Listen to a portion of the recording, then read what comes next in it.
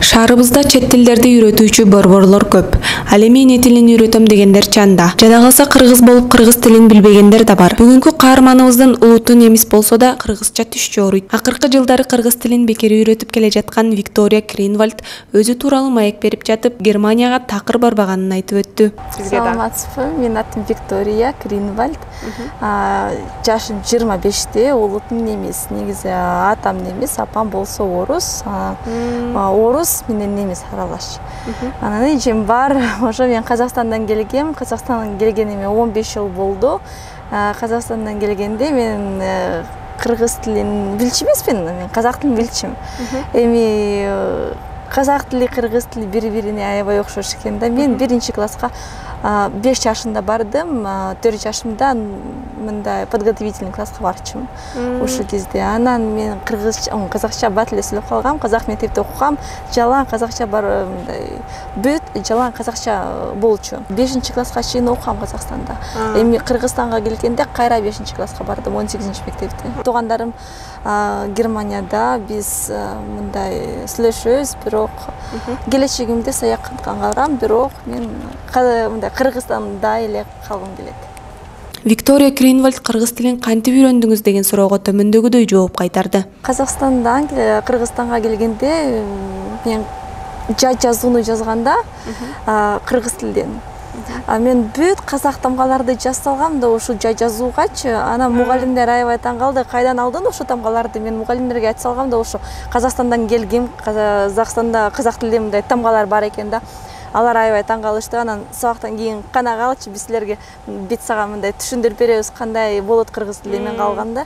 Ошол сабактан кийин анан мага түшүндүрүп берген да, кыргыз тилде мындай тамгалар бар экен. Анан мен ойлоп калгам, кыргыз тил аябай оңоюраак турбайбы? Ошентип кыргыз тилине аябай мындай кызыгып калгам да, аябай кызык болуп калды мага кыргыз тили. Кандай экен, мындай грамматикасы окшош бекен казак тилине. Ичине окшош, бирок башкача экен. Каарманыбыздан тилди бекер үйрөтүүдө каражат маселесин кантип чечип жаткандыгын да сурадык. Чындыгында айтайын да, мен жеке сабактарды деле берем, ошо каражатымды алам ошол сабактардан. Кимдики мүмкүнчүлүк бар болсо, ошо жеке сабактарга катыша берет, а кимди мүмкүнчүлүгү жок болгон адамдардын алар акысыз сабактарга келип атышат. Сиздин окуучуларыңыз үйрөтүү методу абдан оңой деп айтып калышкандары бар экен.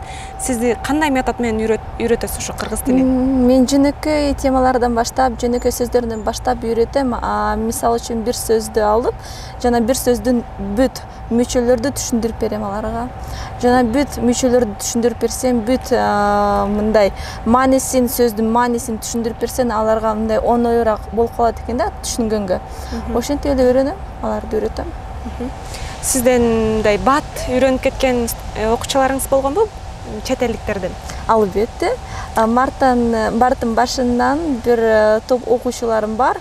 Алар таптакыр кыргызча билген эмес, жана азыр болсо алар кыргызча мындай жакшы сүйлөп, адамдар менен сүйлөп башташты, жана биз мисалы үчүн сүйлөгөндө алар мени түшүнүшөт, бүт учурларын мисалы үчүн билет, мен аларга суроо берсем, алар жооп беришет.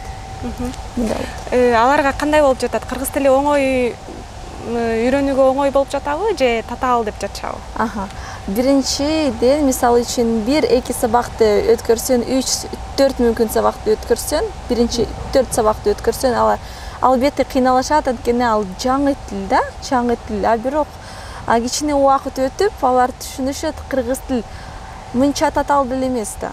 Көргүлөрдүн стереотипи болот да, кыргыз тили ай татаал экен тил, бизге керек эмес кыргыз тили, эмне кылабыз ошол тилди? Бирок жаттап атканда, мындай үйрөткөндө ошол тилге аябай оңой тил. Кыргызстанга келгениңизге 15 жыл болуп калды. Кыргызстандан башка тилден башка да кандай өзгөчөлүктөрдү көрүп атасыз?